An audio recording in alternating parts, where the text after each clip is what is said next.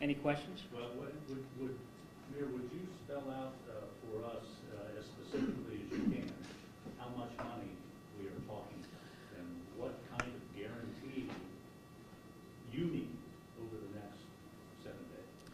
Well, obviously there's an audit going on that will hopefully narrow down more specifically what the costs are. The previously published range was 3.5 to 4.5. Presumably, fares and advertising and corporate sponsorships will mitigate some of that. How much? Who knows? I also don't know if, at the high end, if $4.5 million is enough, but we don't want to take the risk.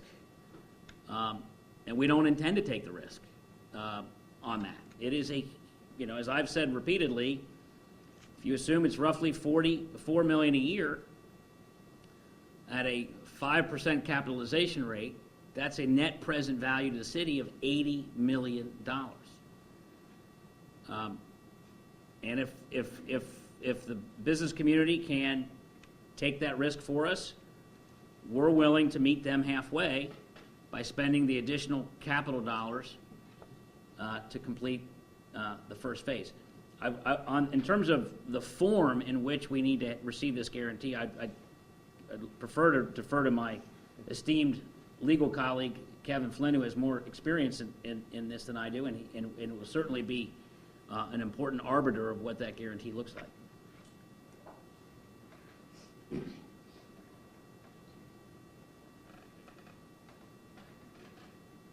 Doing real estate transactions, we often are faced with guarantees.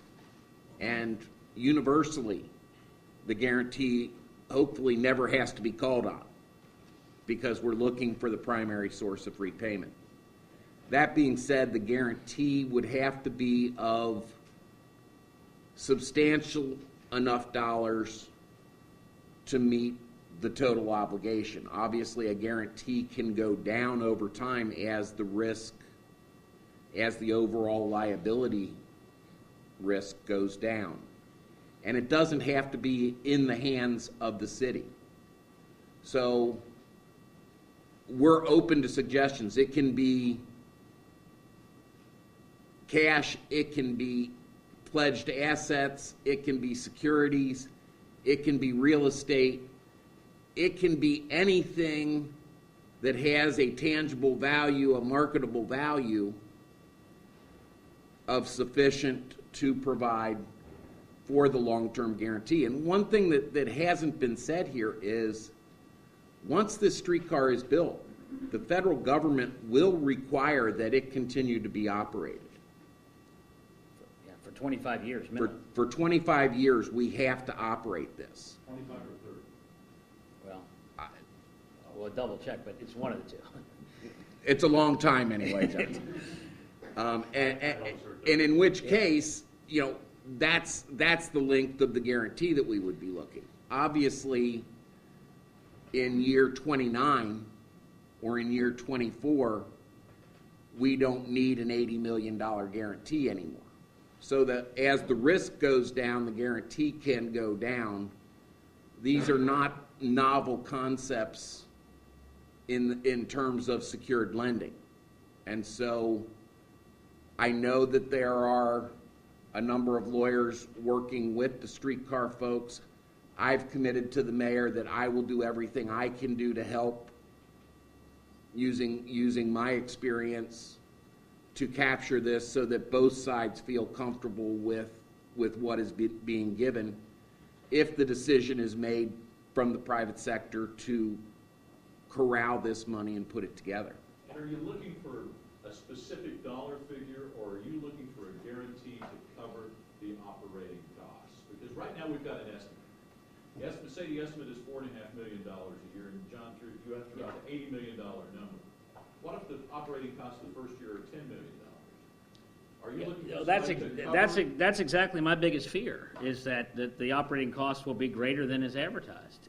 And candidly, even at $4 million, we got a budget problem, and we need to make sure we don't have brownouts. We need to make sure that we reduce the homicide rate, which is up by 50% this year. we have to make sure that in in 3, which we just got testimony this week in Councilman Smitterman's committee, that a priority 1 call is a 20-minute delay. These are unacceptable basic service realities, and I think we have to we need to be cognizant of the fact that we have a job to do, which is providing basic services, and we can't be taking on new liabilities that's going to jeopardize our ability to provide basic services. I understand, but what are you looking for? Are you looking for the coverage of the operating costs or just What- a dollar figure? No, we're not, What's it gonna take we don't, going forward? we, like, as I've expressed many times, I'm very skeptical about what the costs are gonna be, and I'm not gonna have these guys bear the brunt of the optimists being wrong and it being more expensive than advertised. That is where I think, the private sector, and let's not forget the streetcar supporter, in fact, even the folks pushing the charter amendment have, in their charter amendment, say that these guys, that we shouldn't be paying for this, operations. We just want to meet them halfway. We'll take on additional capital, but we want them to come forward and do it now. We don't have the luxury, and we're not going to continue building a project Forward and do what? Provide What's the guarantee that you're looking for? to underwrite the operating expenses of a streetcar, but obviously in a way that they would be able to mitigate that risk through fares and advertising and corporate sponsorships and whatever else they can do. Have you heard from anybody in the business district that's willing to throw any money in the hat? There are conversations with significant players in town that have enormous resources that are open to a conversation. And I have pledged my support to work with them and to help them think through this. But obviously everybody's got to move very quickly because the federal funds are being pulled, and once that happens, it doesn't really matter what else. And there was even some talk recently of build the streetcar but don't operate it unless the business community comes forward. That's just not responsible. It's not a credible threat.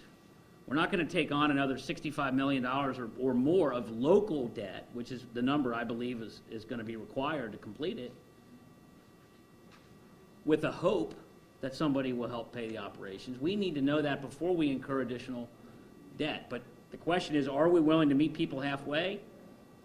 We take on additional debt, they take on the operations? Yes.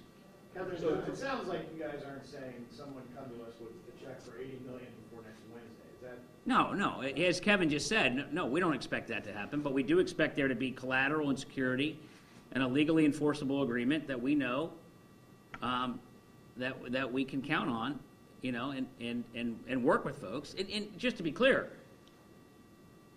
presumably in the short term, the burden might fall on a few corporations or institutions or whatnot, so that we can get past this hurdle of the feds yanking the money.